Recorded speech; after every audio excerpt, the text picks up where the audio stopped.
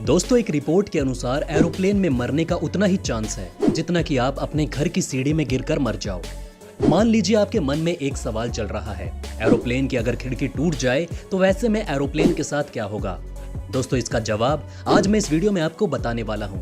इसलिए दोस्तों, आपको इस वीडियो को शुरू से लेकर आखिरी तक देखना होगा। चलिए दोस्तों, बिना किसी देरी के बढ़ते हैं वीडियो की तरफ। दोस्तों, ठीक ऐसा ही कुछ हमें देखने को मिला था साल 1990 में ब्रिटिश एयरवेज फ्लाइट 5390 में, जब ये प्लेन आसमान में 17,000 फीट ऊपर था।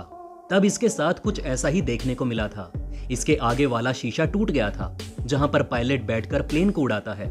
उस समय इस प्लेन को टीम लैंडकैस्टर उड़ा रहे थे। उनका पूरा शरीर शीशे के बाहर आ गया था। वो तो अच्छा हुआ कि उनके बगल में बैठे पायलट ने उनका पैर कसकर पकड़ लिया था। दूसरे पायलट ने जल्द से जल्द उनकी साउथहैम्पटन इंग्लैंड एयरपोर्ट पर इमरजेंसी लैंडिंग की, और जो दूसरा पायलट था वो पूरी लैंडिंग तक शीशे के बाहर लटकता रहा।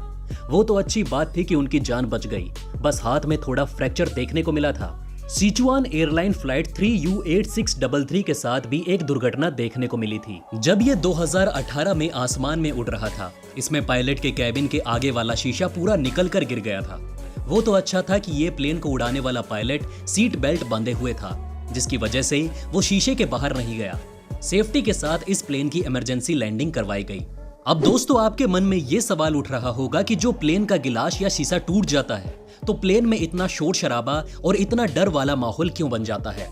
असल में दोस्तों, प्लेन के अंदर एक तरह का आर्टिफिशियल माहौल बनाया जाता है, क्योंकि आपको पता होगा आसमान में ज्यादा ऊपर ऑक्सीजन की सही मात्रा मौजूद नहीं होती। जब प्लेन का शीशा टूट जाता है तो वो प्रेशराइज हो जाता है। जैसा कि आपने देखा होगा, आजकल बहुत लोगों के रूम में ऐसा किया जाता है। बड़े बड़े ऑफिसों में भी ऐसा करना अब तो आम बात हो गई है। यही वजह है कि हमें प्लेन के अंदर इतनी ऊंचाई पर बिल्कुल नॉर्मल फील होता है। अगर प्लेन के अंदर शीशा ना लगाया जाए और प्लेन को बिल्कुल बस की तरह रखा जाए तो ऐसे में पैसेंजर ना सांस ले सकते हैं और ना ही होश में रह सकते हैं। यही वजह है कि प्लेन के अंदर आर्टिफिशियल कंडीशन को बनाया जाता है। जब प्लेन हवा में ऊपर रहता है तो उस समय ऊपर बहुत ज्यादा ठंड रहती है, और साथ ही साथ ऑक्सीजन और एयर प्रेशर भी बहुत कम होता है। यही वजह है कि ऊपर सांस लेना बहुत मुश्किल होता है।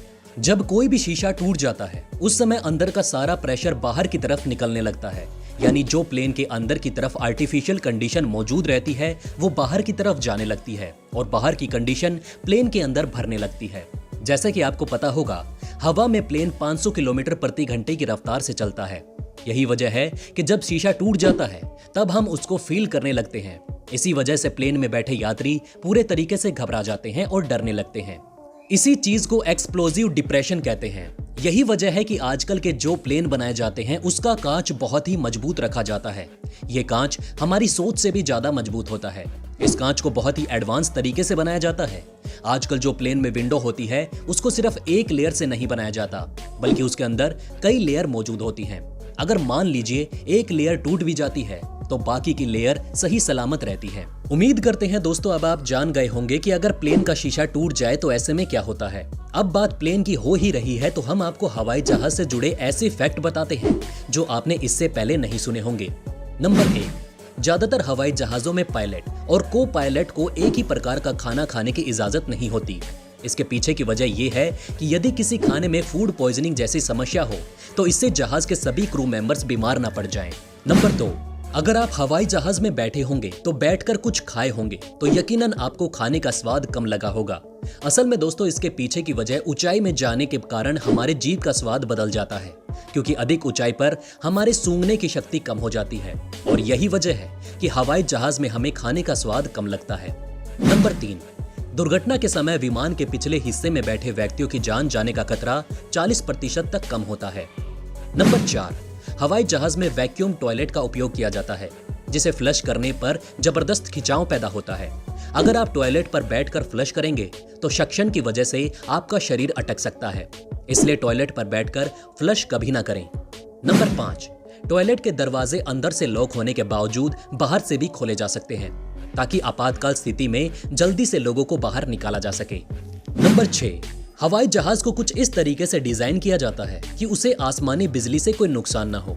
इससे पहले बिजली गिरने से विमान का दुर्घटनाग्रस्त होना एक आम बात थी, लेकिन सन 1963 के बाद ऐसी कोई भी दुर्घटना नहीं हुई है। नंबर 7, हवाई जहाज में यात्रियों के लिए उपलब्ध ऑक्सीजन मास्क में केवल 15 मिनट के लिए ही ऑक्सीजन होता है, जिसका उपयोग अत्यधिक ऊंचाई में ऑक्सीजन की कमी होने पर किया जाता है। पायलट को इस 15 मिनट में विमान को सही ऊंचाई पर लाना होता है ताकि यात्रियों को सांस लेने में परेशानी ना हो। नंबर 8, कार के मुकाबले हवाई जहाज में सफर करना कहीं ज्यादा सुरक्षित होता है, क्योंकि प्लेन क्रैश की संभावना कार एक्सीडेंट के मुकाबले बहुत कम होती है। नंबर 9, एक रिसर्च के मुताबिक प्लेन के टेक ऑफ होने के बाद के पहले 3 मिनट और लैंड होने से पहले के 8 मिनट में 80% प्लेन क्रैश होने की दुर्घटनाएं होती हैं। नंबर 10, हर हवाई जहाज में एक ब्लैक बॉक्स होता है जो कि पायलट, क्रू मेंबर और एयर ट्रैफिक कंट्रोल के बीच होने वाली बातचीत के साथ साथ टेक्निकल जानकारियों को भी रिकॉर्ड करता है। ब्लैक बॉक्स ही वही चीज होती है जो कि दुर्घटना होने के बाद हादसे के कारण का पता लगाने का काम करता है। इसे कुछ इस तरह से बनाया जाता है कि 2000 डिग्री सेल्सियस के तापमान को भी ये सह सकता है। नंबर 11, क्या आप ये बात जानते हैं कि कभी कभी इमरजेंसी लैंडिंग के दौरान विमान के वजन को कम करने के लिए ईंधन को गिरा दिया जाता है, लेकिन ईंधन जमीन पर गिरने से पहले ही भाप बनकर उड़ जाता है।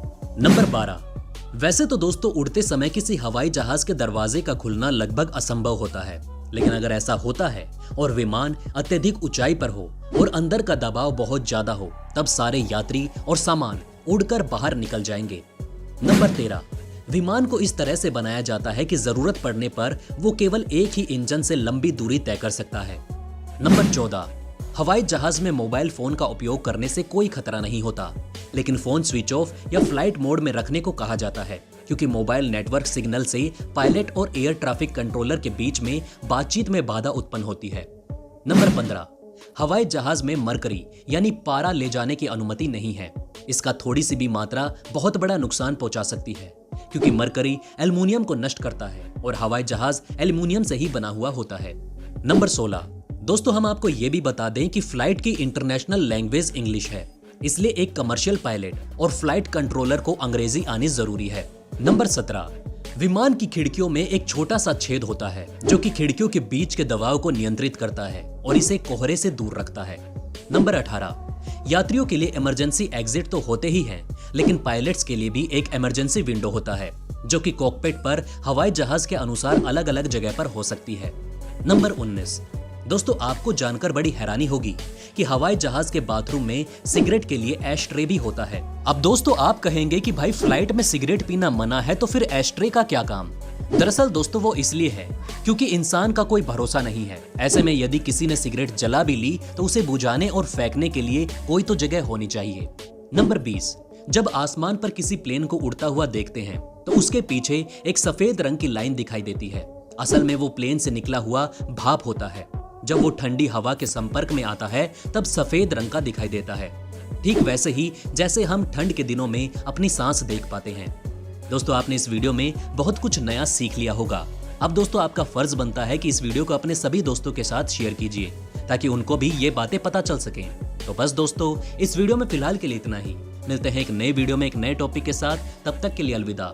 लेकिन जाने से पहले दोस्तों इस वीडियो को ज्यादा से ज्यादा शेयर करें ताकि आपके अपनों के पास भी ज्यादा से ज्यादा जानकारियां पहुंच सके। उम्मीद करते हैं कि आपने इस वीडियो से कुछ ना कुछ नया जरूर सीखा होगा। अगर हाँ तो लाइक करके हमें अपना प्यार दिखाइए, कमेंट करके हमें अपनी राय बताइए और चैनल को सब्सक्राइब करके अपने ज्ञान को ऐसे ही बढ़ाते रहिए।